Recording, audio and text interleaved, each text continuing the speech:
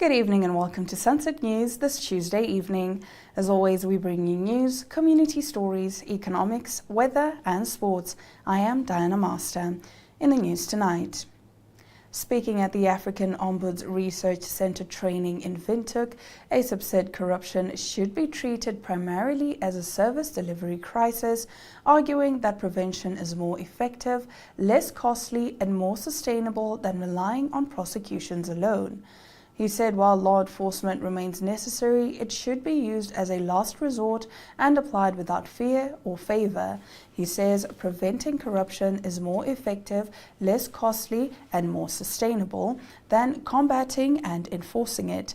The culprits must face the full wrath of the law, irrespective of their social standing. ASAP also stressed that corrupt individuals should be deprived of the proceeds of their crimes, saying success should be measured by preventing corruption and ensuring offenders do not benefit from illicit gains.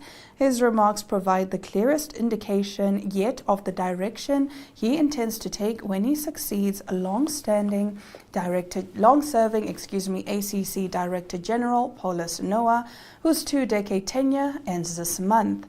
ASAP, currently the director of the Financial Intelligence Center, was nominated by President Netumbonandi Ndaitwah and approved by Parliament to lead the anti-graft body for the next 5 years.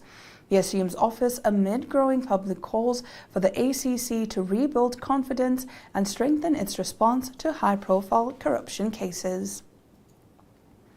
In our next story, the government's plan to restore a national career has entered a decisive phase after Namibia Air Privately Limited formally lodged applications to launch scheduled and non-scheduled passenger and cargo operations, revealing plans for a 7-aircraft fleet, an Africa-wide route network, and a phased expansion over the next 5 years. The applications, published in Government Gazette number 8971 on the 8th of July 2026, under the Air Services Act of 1949, set out an ambitious roadmap for the airline, including its proposed routes, fleet acquisition plans, flight frequencies, and indicative fares. Now, according to the applications, Namibia Air intends to establish its operational bases at Hosea Kutako International Airport and Eros Airport in Windhoek, while serving an extensive network of domestic, regional, and international destinations. These include Ondangwa, Rundu, Mpacha, Luderitz, Oranjemund, Walvis Bay, Johannesburg, Cape Town, Gaborone, Durban, Francistown, Victoria Falls, Harare, Livingstone, Lusaka, and Lubumbashi. The application notes that routes may be operated individually or combined depending on operational requirements. The company projects a potential market of 800,000 passengers across domestic and intra-African routes and intends to offer both business and economy class passenger services for corporate, leisure, conference, and visiting friends and relatives travel.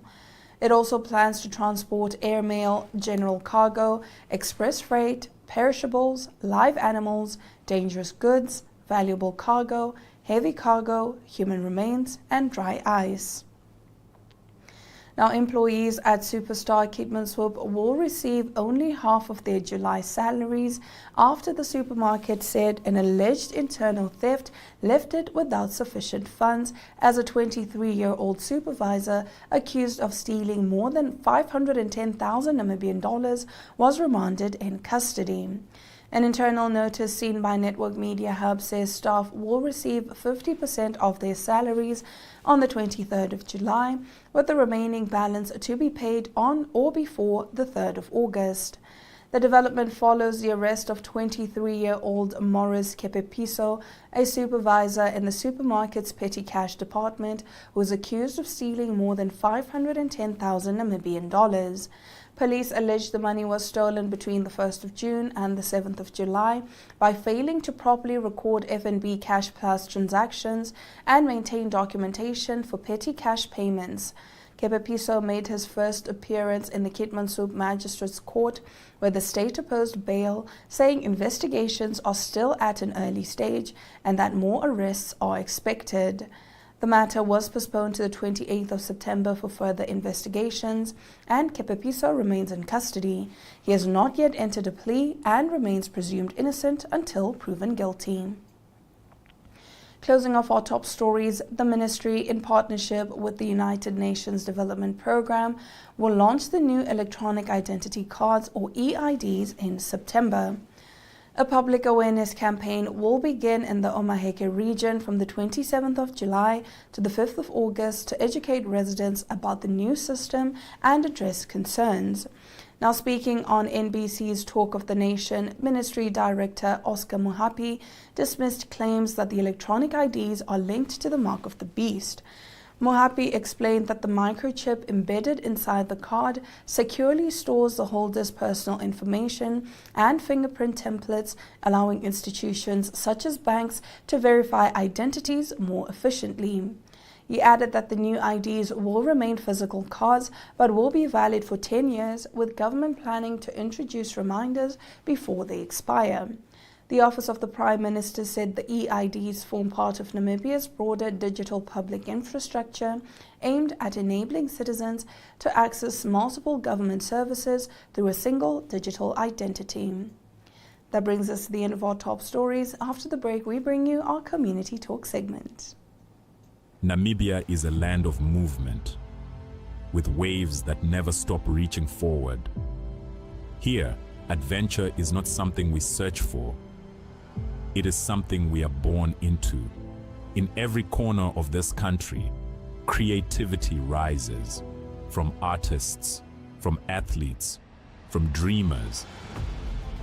And when the world comes to explore Namibia, they discover something extraordinary. Because when sport moves people, creativity moves ideas, and tourism moves the world toward us. Something powerful happens. A platform where movement meets imagination, where industries connect, where opportunity grows, where Namibia's next chapter begins. Welcome to the Creative Sport Tourism Expo. Exhibit, partner, experience. Creative Sport Tourism.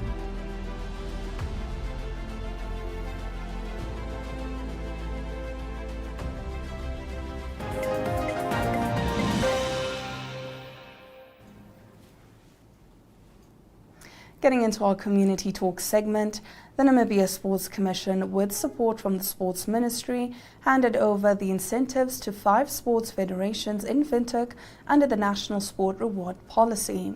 The biggest allocation went to Special Olympics Namibia, which received 250,000 Namibian dollars after the Unified Gladiators won gold at the Unified Football World Cup in France.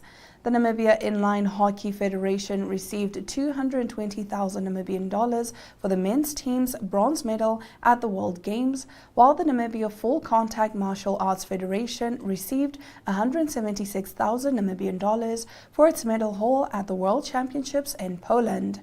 The Namibia Wrestling Federation was awarded 88,000, while Athletics Namibia received 40,000 following medal-winning performances at the African Championships. NSC Chief Administrator Dr. Freddie Mwia said the rewards are based on a cabinet-approved policy that considers the level of competition, the number of participating countries, and the medal won, rather than simply rewarding every gold medal. The Sports Ministry said the incentives reflect government's commitment to supporting athletes and coaches who continue to raise Namibia's flag on the international stage. This is the first quarter of the year.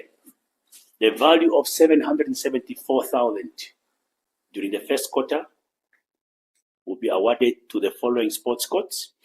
Athletics, they competed in the African Championship this year in the second quarter, whereby we've got 2 recipients from athletics. Namibia Wrestling Federation, they competed also in the first quarter in African Championship, where we've got a number plus or minus 5 recipients that will be receiving awards. Namibia Full Contact, they participated in one of the World Championship, where we got also plus or minus 6 recipients. Namibia inline hockey. My colleagues from inline hockey, they must beat me now. We've been owing them this money from the other quarter.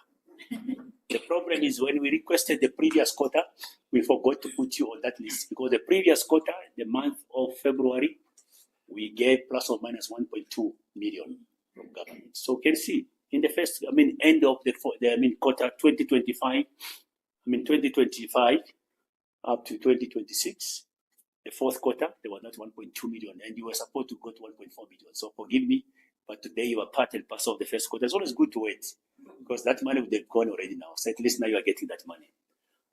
And the child in the block, ready to run, Special Olympics, also well represented here, where they won the gold medal, Division 2. And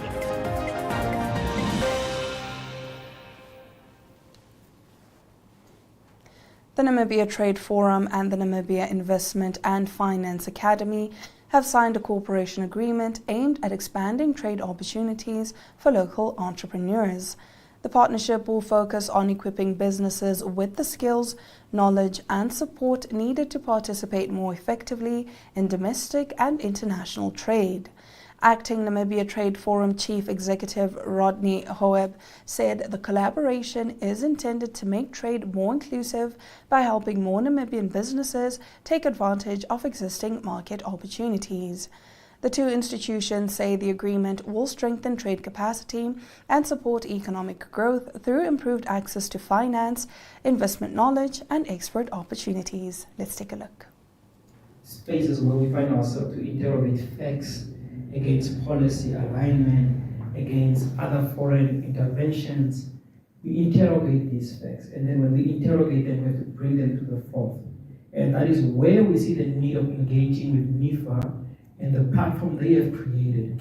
Basically, it means we are striking two birds with one stone, because we are not trying any other measure to overstep into their boundaries or to try hijack their mandate.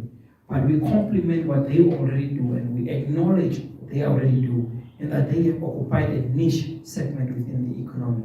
And by bringing this alliance means that we are expanding that partnership. Together, a marriage between trade policy, MSME training, onboarding, capacity development, and that is where NTF comes on board. And us also having a secondary mandate of representing a very key institution, the Ministry of International Relations and Trade, makes us the best strategic partner for this initiative.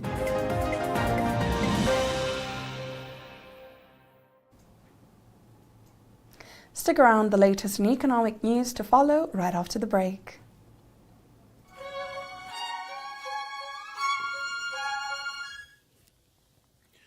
From the heart of the continent to its farthest horizons, Africa awakens with stories that shape our world. This is Africa Good Morning, your window into the pulse of a dynamic continent. I'm Ashwin Berry, here to deliver the latest news, sharp insights, and the vibrant spirit of Africa. Every weekday, we dive into the headlines, uncover untold stories, and spotlight the people driving change. Plus, stay ahead with daily weather forecasts and economic updates to navigate your week with confidence. With direct coverage from our correspondents on the ground, we bring you in-depth access to Africa's beating heart. Mondays, Mike Situla reports from Zambia. Africa Good Morning. Tuesdays, Talent Gore covers Zimbabwe. Wednesdays, Rorisang Mohojwe brings Botswana's news. Dumela, Rorisang. Thank you very much, Ashwin, for having me right here on Africa Good Morning. It is always a pleasure to be here with you all. Thursdays, Ari Hogarth tackles South Africa. Yes, very good morning, Ashwin and Aina. Yes, a good atmosphere. And Fridays, we focus on Namibia's bold narratives. From thriving cities to rugged plains, our team is there, capturing the rhythm of a continent on the rise. Africa Good Morning is your essential start. News, weather, economics, and more.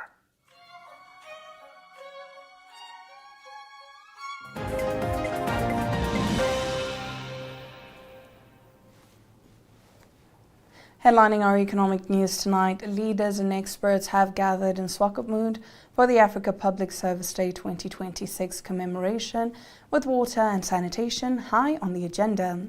The three-day event taking place at the MTC Dome from the 21st to the 23rd of July has brought together government officials, development partners, academics, and the private sector. Discussions are centered on strengthening public institutions and partnerships to achieve universal access to safe water and sanitation by 2063. Irongo Regional Council Chief Regional Officer Mupenzeni Ntelamo said the theme is particularly significant for the water-scarce Irongo region, with delegates focusing on practical solutions, innovation, sustainable financing, and accountable governance to improve service delivery. The event forms part of Africa Public Service Day celebrations aimed at promoting an efficient, responsive, and citizen-centered public service. This year's program is centered on a theme that is both timely and relevant, enhancing public sector institutions and empowering multi-stakeholder partnerships to achieve universal water availability and safe sanitation by 2063. This resonates with the Irongo region, which has its own shortcomings, and water is such a critical commodity that we do not have in abundance. Ladies and gentlemen, water and sanitation, which is Goal 6 of the Sustainable Development Goals, remain fundamental to sustainable development, public health, economic growth, and human dignity. Now, achieving these aspirations requires capable institutions, sound governance, and meaningful collaboration among government, communities, development partners, the academia, as well as the private sector, and the communities as well. Over the next 3 days, delegates will attend presentations and there will be panel discussions exploring practical solutions across the 4 thematic areas that constitutes this conference or this commemoration. Today's program will begin with the main theme presentation, followed by discussions on institutional capacity, innovation, and financing for universal water, sanitation, and hygiene. The day will also feature presentations, exhibitions, and opportunities for networking among participating institutions. As for tomorrow, the program will continue with discussions on accountability and inclusive partnerships, digitalization and data for transparent governance, and country case studies highlighting the innovative approaches to achieving water and sanitation.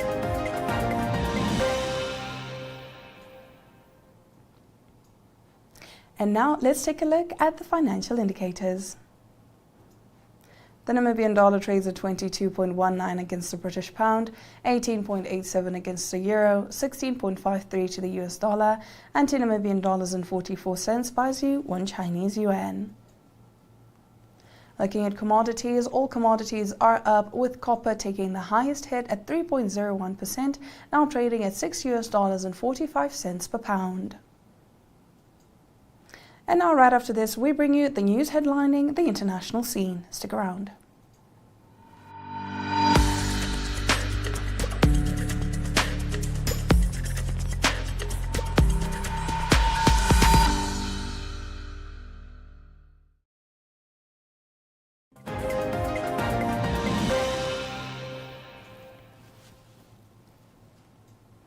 Tonight in international news, a senior Ghanaian opposition politician has been sentenced to 20 years in prison with hard labor after being convicted of illegal mining offences. Bernard Antwi Boasiako, popularly known as Chairman Wintumi, was found guilty of assigning mineral rights without approval and facilitating an unlicensed mining operation through his company, Akonta Mining. The Ashanti regional chairman of the opposition New Patriotic Party is the first senior Ghanaian politician to be convicted since the government launched its crackdown on illegal mining back in 2017. In addition to the prison sentence, Boasiako was ordered to pay more than $10,000 in fines. The opposition party condemned the ruling as politically motivated and has announced plans to appeal the conviction. Environmental campaigners, however, welcomed the judgment, saying it sends a strong message that those linked to illegal mining will be held accountable as Ghana continues efforts to protect its rivers, forests, and other natural resources. And now let's take a look at the weather predictions. Winter can expect clear, sunny skies, maximum temperatures of 20 degrees Celsius and minimum temperatures of 9 degrees Celsius. In Katimamulilo, it is going to be quite hot. Maximum temperatures are predicted to be at 32 degrees Celsius and minimum temperatures at 12 degrees Celsius.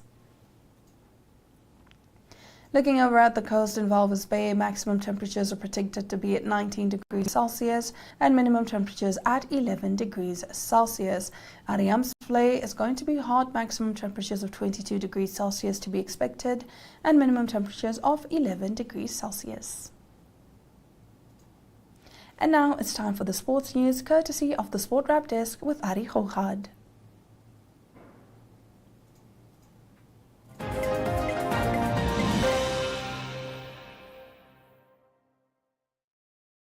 Everyone, time for international sports news, starting off with soccer news first. It's still from the 2026 Men's FIFA World Cup in America, and it is FIFA that opened an investigation, and that is into Argentina's post-match trouble, and that is after the final whistle when Spain won the final against Argentina by 1-0 in New York. FIFA's disciplinary committee has appointed an ethics and disciplinary prosecutor that is to assess what happened after the final whistle, and it seemed to be that many of the Argentinian players and some of the backroom staff were involved in altercations that is after the final whistle, so that will be investigated by FIFA. More football news is related to the Italian national football team, and there's speculation, or it has been confirmed, that the Italian Football Federation is in talks with Pep Guardiola, and Pep Guardiola is the former coach of Manchester City. Guardiola coached Manchester City for the last 10 years, but stepped away from that role a few months ago.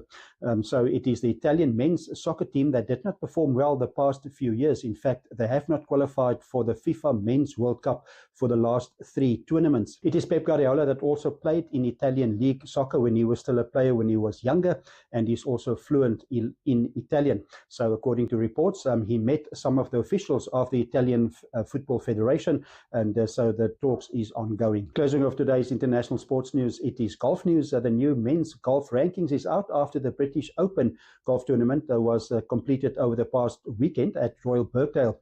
The winner of the tournament, it was Ryan Fox of New Zealand. He improved his position on the world rankings quite significantly.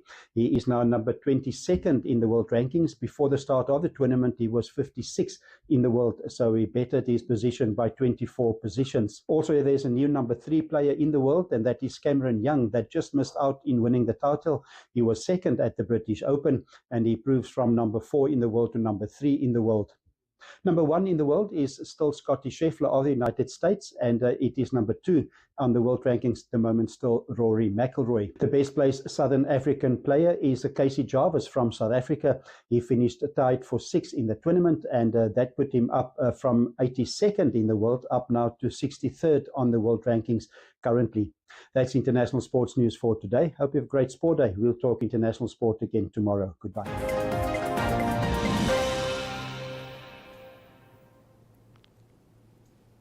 And with that, we've come to the end of the broadcast. I am Diana Master, and this has been Sunset News.